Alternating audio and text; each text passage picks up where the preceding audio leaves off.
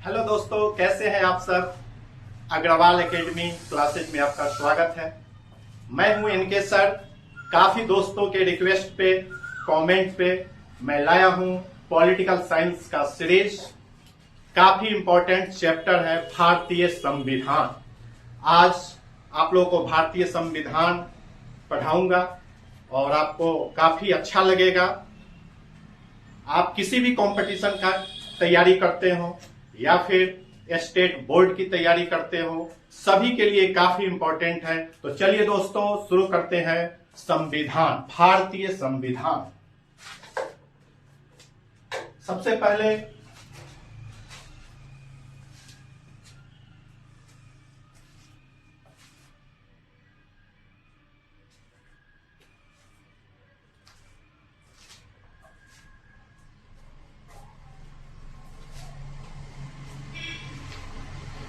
भारतीय संविधान को समझेंगे। संविधान को बनाने से पहले बहुत सारी प्रक्रियाओं से गुजरना पड़ा हमारे राजनेताओं को।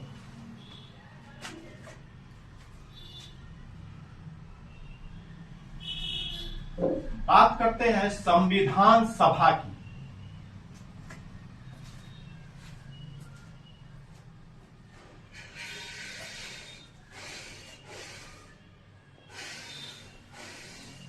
संविधान सभा, इस संविधान सभा को बनाने से पहले भारत में सबसे पहले कैबिनेट मिशन आया और यह कैबिनेट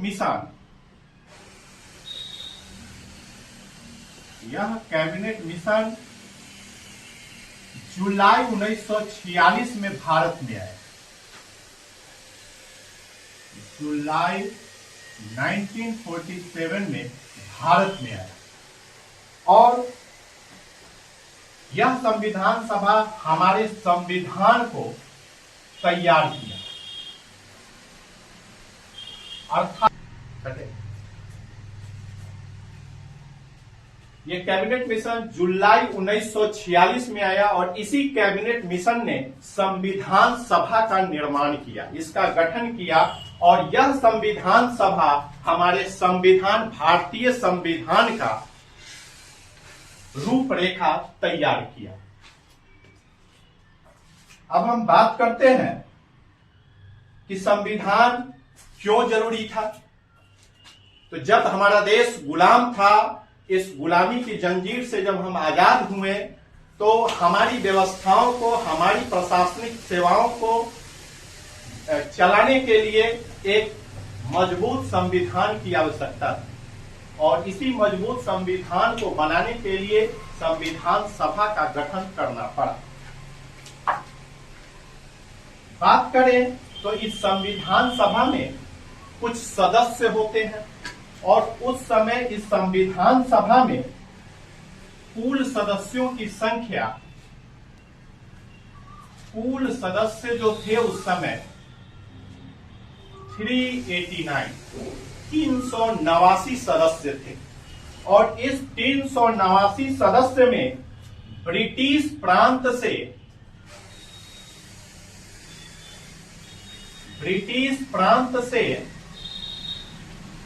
292 और देसी रियासत से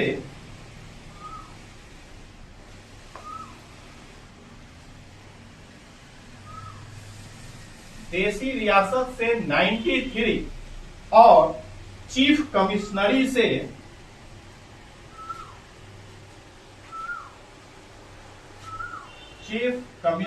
से 4 सदस्य थे। अर्थात उस समय पाकिस्तान का बंटवारा नहीं हुआ था, पाकिस्तान एक साथ ही था और वो पाकिस्तान के सदस्य भी मिलकर 389 सदस्य थे और उस 389 में ब्रिटिश प्रांत से 292 थे। ब्रिटिश प्रांत क्या है? इसका मतलब है कि जो उस समय राजा महाराजा था उसका जो क्षेत्र था, ब्रिटिश जो गवर्नमेंट था वो अपने कब्जे में उसको रखा था, जिसको हम ब्रिटिश प्रांत बोल रहे हैं। तो ब्रिटिश प्रांत में 292 सदस्य थे और देसी रियासत मतलब अभी भी राजा का उसमें शासन हुआ करता था, वहां 93 सदस्य रखे गए और एक चीफ कमिश्नरी था अंग्रेजों का बनाया हुआ, उसके 4 सदस्य चुन करके आए। अब ये जो सदस्य होते हैं ये कैसे चुन के आते हैं? क्या इनका चुनाव होता है? नहीं, इनका चुनाव नहीं होता है। ये मनोनयन के आधार पर चुन के आते हैं। इनका सबसे पहले होता है मनोनयन। अब यह मनोनयन कैसे होता है? तो 10 लाख की आबादी पे 10 लाख की आबादी पे प्रति एक सदस्य, 10 लाख की आबादी पे एक सदस्य को चुना गया। और जब यह चुना गया तो टोटल 389 सदस्य चुने गए। और यह जो 389 सदस्य थे यह 2 पार्टियों से चुने गए थे। उस समय के एक सबसे प्रमुख दल कांग्रेस और दूसरा मुस्लिम लीग। तो ये जो 2 पार्टी थी इसमें मुस्लिम लीग और कांग्रेस से सदस्यों को चुना गया, जिसमें 3 कोटि के सदस्य आए। पहला मुस्लिम समुदाय से चुने गए, पहला मुस्लिम समुदाय से, दूसरा सिख समुदाय से और तीसरा सामान्य कोटि से चुने गए।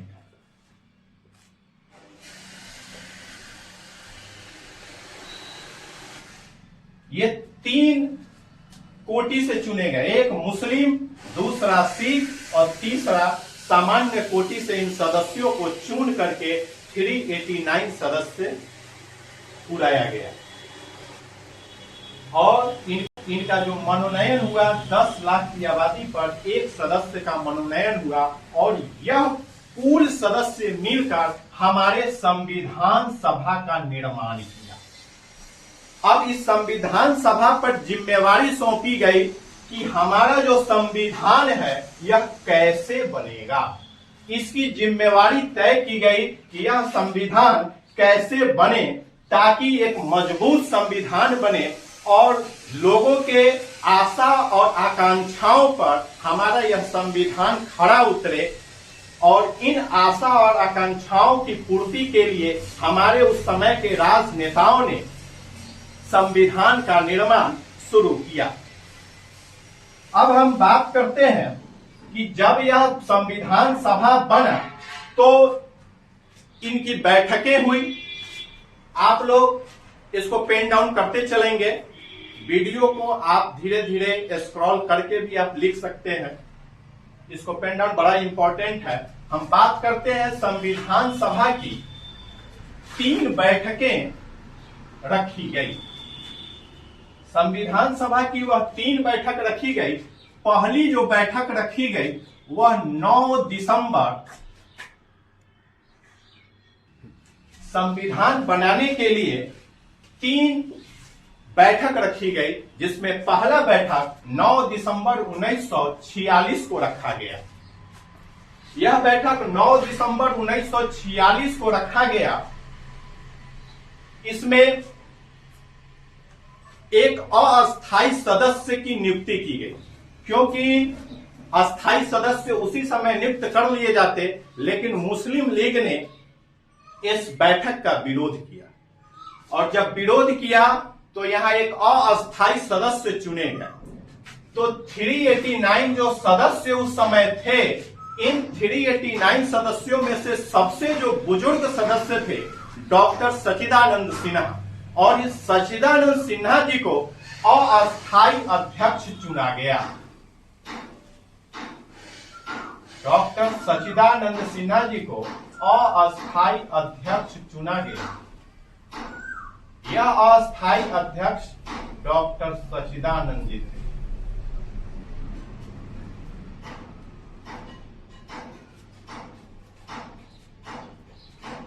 डॉक्टर सच्चिदानंद सिन्हा ये अस्थायी अध्यक्ष थे। पुनः संविधान सभा की दूसरी बैठक रखी गई। यह दूसरी बैठक 11 दिसंबर 1946 को रखी गई। और जब यह बैठक हुआ, इसी बैठक में अस्थाई अध्यक्ष की नियुक्ति हुई। और अस्थाई अध्यक्ष जो चुने गए, आप लोग जानते भी हैं कि भारत के प्रथम राष्ट्रपति भी बाद में बने थे, और वह थे डॉक्टर राजेंद्र प्रसाद। उनके नाम से सभी लोग वाकिफ होंगे।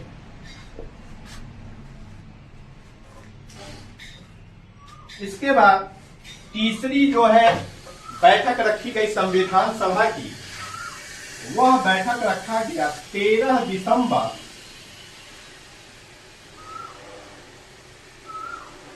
1946 को। इस बैठक का बड़ा एक महत्व है। इस बैठक में अभी आप लोग पढ़ते होइएगा संविधान की प्रस्तावना। वही प्रस्तावना इस बैठक में, जिसको उद्देशिका के नाम से, उद्देश्य प्रस्ताव के नाम से जवाहरलाल नेहरू, हमारे प्रथम प्रधानमंत्री जवाहरलाल नेहरू ने उस उद्देश्य प्रस्ताव को रखा, इसी बैठक में रखा और पढ़ के सुनाया। इसकी जरूरत क्या थी? तो इसकी जरूरत थी कि हमारा संविधान कैसा बने, किन किन चीजों का उसमें समावेश हो, लोगों की आशा और आकांक्षाएं कैसी हैं, उन सभी आशा और आकांक्षाओं पर हमारा संविधान खरा उतरे और यह एक जनता में विश्वास पैदा कर सके कि यह संविधान जो है लोगों के हित के लिए है, लोगों के कल्याण के लिए है और देश को आगे बढ़ाने वाला है।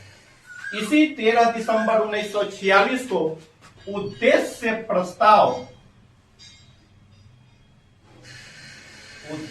प्रस्ताव जनता के बीच रखा गया। लेकिन यह उद्देश्य प्रस्ताव तो रखा गया 13 दिसंबर 1946 को, लेकिन यह उद्देश्य प्रस्ताव 22 जनवरी 1947 को इस संविधान सभा ने पारित किया। इस उद्देश्य प्रस्ताव को 22 जनवरी 1947 को विधानसभा ने क्या किया? पास किया, पारित किया। और इसी उद्देश्य प्रस्ताव के साथ हमारे संविधान के निर्माण का कार्य शुरू हो गया। और जब निर्माण का कार्य शुरू हुआ तो बहुत सारी परिस्थितियां आई। हमारे राजनेताओं ने बहुत सारे देशों का संविधान का अध्ययन किया, वहां के जो मूल विचार थे, जो अच्छे अच्छे विचार थे, उन विचारों को संग्रहित किया और उन विचारों को संग्रहित कर भारतीय संविधान में लाया गया, और जिससे हमारा संविधान आज की तारीख में सबसे मजबूत लिखित संविधान है। दूसरी बात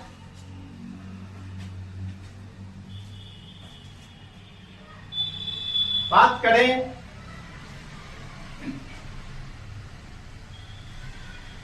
इस संविधान सभा की, तो इस संविधान सभा में कुछ कमेटियां भी गठित की गई थी।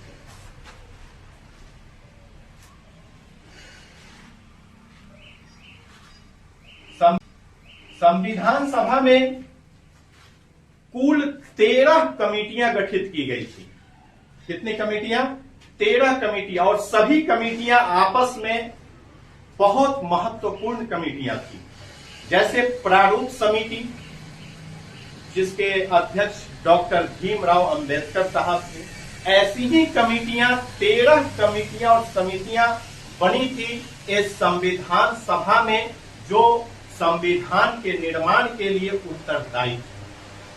हम बात करें उन कमेटियों की, बात करें तो इस कमेटी में सबसे प्रमुख कमेटी प्रारूप समिति। कमेटी मतलब समिति, अंग्रेजी की भाषा है कमेटी।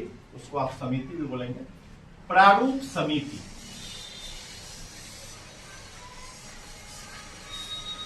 इस प्रारूप समिति में 7 सदस्य थे।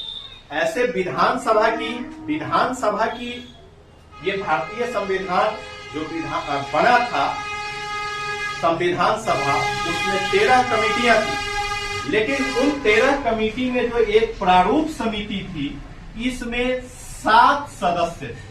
कितने सदस्य थे? 7 सदस्य थे। और इन 7 सदस्य का नेतृत्व डॉक्टर B.R. अम्बेडकर साहब कर रहे थे। B.R. अम्बेडकर मतलब डॉक्टर भीमराव अम्बेडकर साहब इस कमेटी को लीड कर रहे थे। और ये बड़ा ही इंपॉर्टेंट कमेटी था, क्योंकि इसी कमेटी के ऊपर था कि हमारा संविधान का प्रारूप क्या होगा, हमारा संविधान का दिशा निर्देश क्या होगा, हमारा संविधान लोगों की आशा और आकांक्षाओं पे खड़ा कैसे उतरेगा। ये एक महत्वपूर्ण जिम्मेवारी संविधान सभा ने डॉक्टर भीमराव अंबेडकर साहब के जिम्मे रखा। दूसरी कमेटी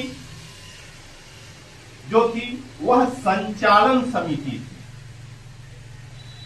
दूसरी कमेटी संचालन समिति, और इसके जो अध्यक्ष थे डॉक्टर राजेंद्र प्रसाद थे।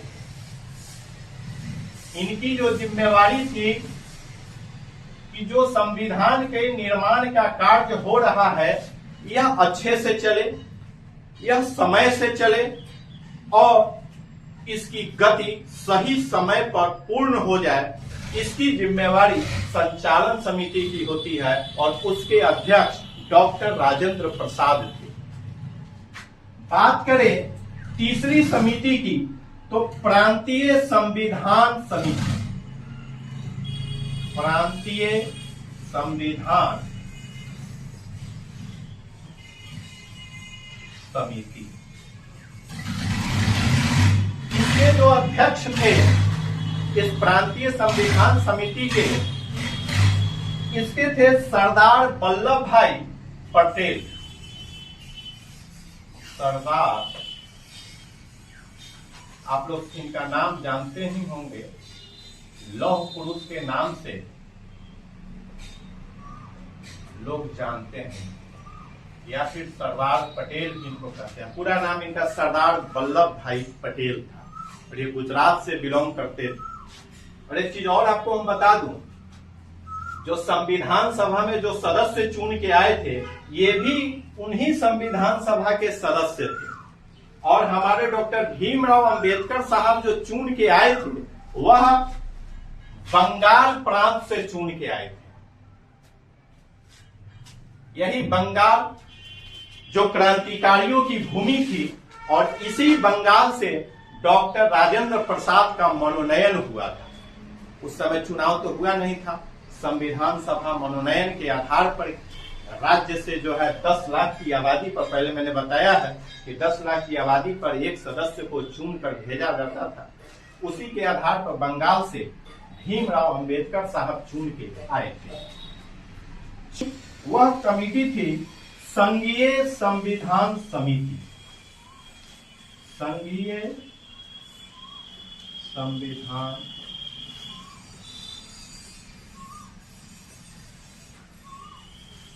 समिति, और इसके जो अध्यक्ष थे जवाहरलाल नेहरू जी। जवाहरलाल नेहरू, प्यार से इनको चाचा नेहरू भी कहते हैं। तो संघीय मतलब केंद्रीय संविधान समिति जो थी उसके जो अध्यक्ष थे प्रधानमंत्री ही होते हैं, तो जवाहरलाल नेहरू थे। और प्रांत समिति जो थी वह सरदार पटेल थे, क्योंकि सरदार पटेल के जिम्मे था कि जितने भी स्वतंत्र राजवाड़े हैं उन स्वतंत्र राजवाड़े को कैसे एक भारत श्रेष्ठ भारत में मिलाया जाए, और इस एक भारत और श्रेष्ठ भारत को मिलाने के लिए सरदार वल्लभ भाई पटेल को जिम्मा दिया गया।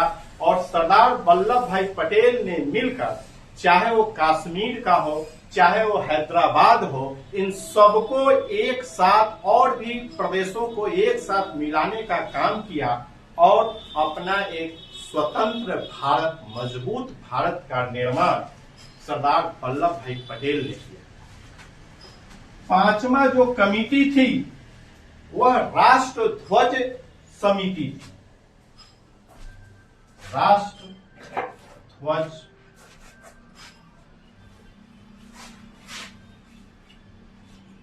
सारी समितियां पढ़ने का कोई जरूरत नहीं है।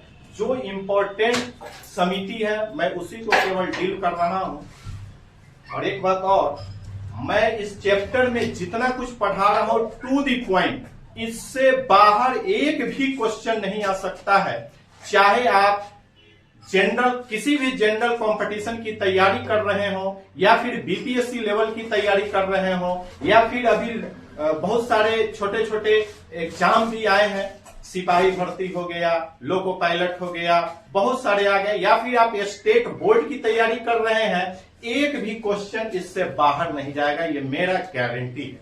अगर आप इस वीडियो को स्क्रॉल करके धीरे धीरे पेन डाउन करके अगर इसको आपने पढ़ लिया तो इस चैप्टर से एक भी क्वेश्चन नहीं छूटेगा आपका एग्जाम में, ये मेरा वादा है। एक कमेटी थी राष्ट्र ध्वज समिति, और इसके भी जो अध्यक्ष थे डॉक्टर राजेंद्र प्रसाद जी थे। ये जो राष्ट्र ध्वज समिति थी, इसमें था कि इस देश का जो तिरंगा हो वह किस रूप का हो, उसकी लंबाई चौड़ाई क्या हो, उसके रंग क्या हो, उसका डिजाइन क्या हो, इन सभी पर चर्चाओं के लिए एक कमेटी बनाई गई, वह थी राष्ट्र ध्वज समिति, और इसके अध्यक्ष डॉक्टर राजेंद्र प्रसाद। और एक सबसे इंपॉर्टेंट जो समिति थी वह सलाहकारी समिति,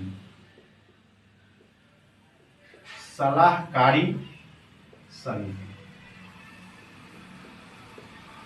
जिसके अध्यक्ष बीएन राव साहब, डॉक्टर बीएन राव। ये क्वेश्चन बार बार एग्जाम में भी आए हैं, हर कंपटीशन में भी आता है कि सलाहकारी समिति के अध्यक्ष कौन है, तो डॉक्टर बीएन राव साहब। आज के लिए दोस्तों इतना ही, फिर कल मिलते हैं अगली क्लास में। अगर आपको यह वीडियो अच्छी लगे तो लाइक कीजिए, कमेंट कीजिए, शेयर कीजिए और सब्सक्राइब कीजिए। Thank you class.